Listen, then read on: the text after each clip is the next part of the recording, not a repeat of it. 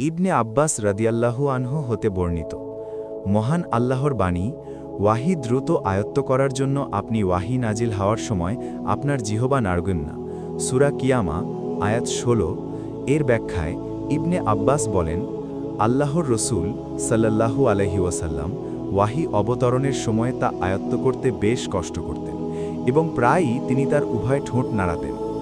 ইবনে আব্বাস রাদিয়াল্লাহু আনহু বলেন, আমি তোমাকে দেখানোর জন্য ঠোঁট দুটি নাড়াচ্ছি যেভাবে আল্লাহর রসূল সাল্লাল্লাহু আলাইহি ওয়াসাল্লাম তা নাড়াতেন।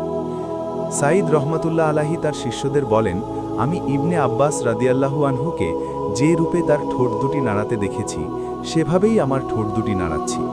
এই বলে তিনি তার ঠোঁট দুটি নাড়ালেন। এ সম্পর্কে আল্লাহ তাআলা অবতীর্ণ করলেন, ওয়াহি দ্রুত আয়ত্ত করার জন্য আপনি ওয়াহি নাজিল হওয়ার সময় আপনার জিহবা নাড়াবেন না, এর সংরক্ষণ ও পাঠ করানোর দায়িত্ব আমার। সূরা কিয়ামা আয়াত 16। ইবনে আব্বাস রাদিয়াল্লাহু আনহু বলেন, এর অর্থ হলো তোমার অন্তরে তা হেফাজত করা এবং তোমার দ্বারা তা পাঠ করানো। সুতরাং যখন আমি তা পাঠ করি তখন আপনি সেই পাঠের অনুসরণ করুন।